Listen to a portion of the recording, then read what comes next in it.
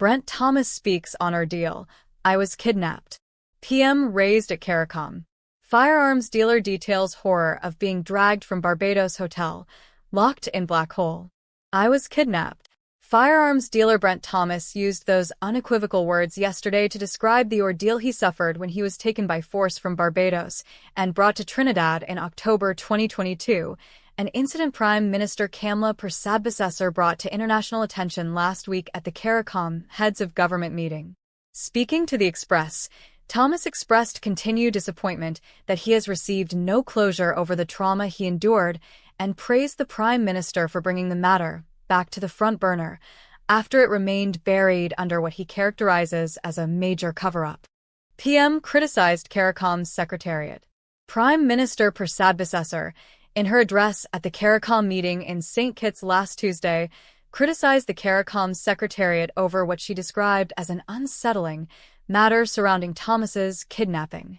In October 2022, the then-sitting Trinidad and Tobago government coordinated the kidnapping of a Trinidad citizen from another Caricom state, Persad stated. Our Supreme Court has ruled that he was kidnapped. He was placed in handcuffs, transported to the airport, and then back to Trinidad. I think an RSS plane was used to transport him. The Prime Minister recalled that she wrote to the Caricom Secretariat in 2022 while opposition leader and received no response. She had addressed those letters to Caricom's Secretary-General Dr. Carla Barnett, who was present at the meeting last week. They treated me worse than an animal. Thomas maintained forcefully. I was kidnapped. That is the correct word. The Trinidad and Tobago Society for the Prevention of Cruelty to Animals would have sued them for treating an animal like how they treated me. He said there was no justice or closure years later. There is absolutely no closure because there is a major cover-up, he stated. He said the Barbados government refused to say who called from Trinidad and gave instructions, who took the instructions, and why did they act without investigations. And likewise in Trinidad and Tobago, nobody in any department of government seems to want to divulge who is responsible for giving these orders, and that person or persons have to be held accountable for destroying my life. PM brought it back to the front burner. It was not on the front burner for quite some time, and I think that the Prime Minister has to be given points for speaking plainly to Caricom on not just my matter but numerous matters, Thomas said. We can't be an ostrich with our heads in the sand, saying that Caricom is hunky-dory and everything is so beautiful. He believes the non-response to Persad communication shows more of the cover-up. Why would I willingly be put in handcuffs? Thomas described as absolute rubbish, reports that he was willing to return to Trinidad voluntarily.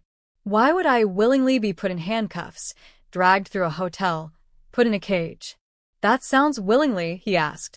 He said some days he sits quietly for hours, reliving the trauma. What I can tell you is that the Barbados police treated me worse than the Trinidad police. They were horrible. Supreme Court ruled actions grossly abusive. In January 2023, Justice Devendra Rampersad ruled that all actions of law enforcement from the arrest, detention, and forcible abduction from Barbados were grossly abusive, unconstitutional, unlawful, unnecessary, disproportionate, and contravened his constitutional rights.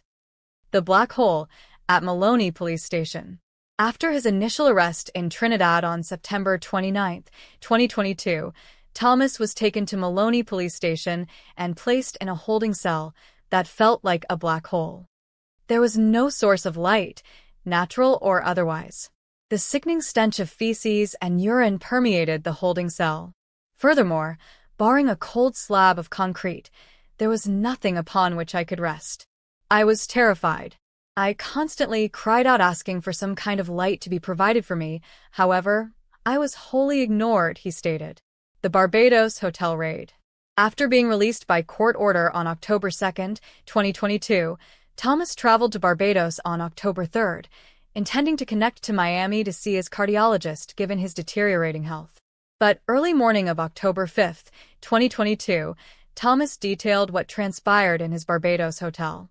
Around 3 a.m., whilst asleep in my hotel, I was jolted awake by thunderous shouts of police, and banging on my hotel door. Upon opening the door, I observed a large group of men dressed in black, armed with guns.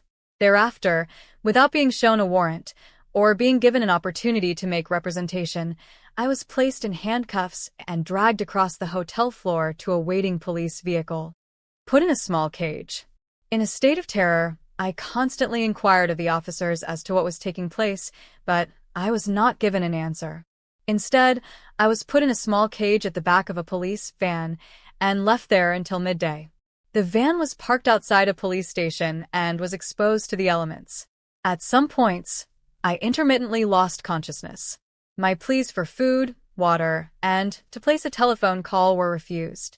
Around midday, he was taken to Grantley Adams International Airport, where Trinidad police officers waited on the tarmac.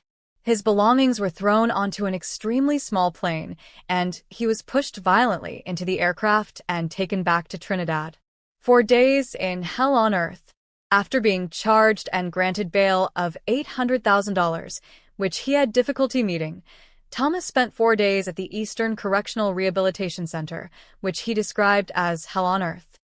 Upon my arrival to the ECRC, I was incarcerated in a cell with self-professed murderers and thieves. The horrific conditions cannot be adequately conveyed by words. He was confined to a cell with a single light that was never turned off.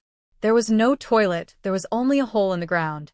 I lived in fear every day. At many points during this period, I thought I would die.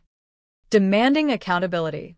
Thomas emphasized claims he had illegal weapons were unfounded, as he is a licensed dealer with authorization for every weapon.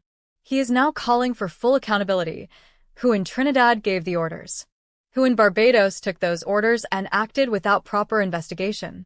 Why has there been a cover-up for over 2 years? The Prime Minister's decision to raise this matter at the Caricom summit has brought renewed attention to Thomas's ordeal and broader questions about regional cooperation, rule of law, and protection of citizens' rights. As Thomas stated, the Prime Minister has to be given points for speaking plainly to Caricom. For a man who endured treatment the Supreme Court ruled was grossly abusive, unconstitutional, unlawful, unnecessary, and disproportionate, the demand for answers and accountability continues more than 2 years later. More than 2 years after an ordeal the Supreme Court ruled was grossly abusive, unconstitutional, unlawful, unnecessary, and disproportionate.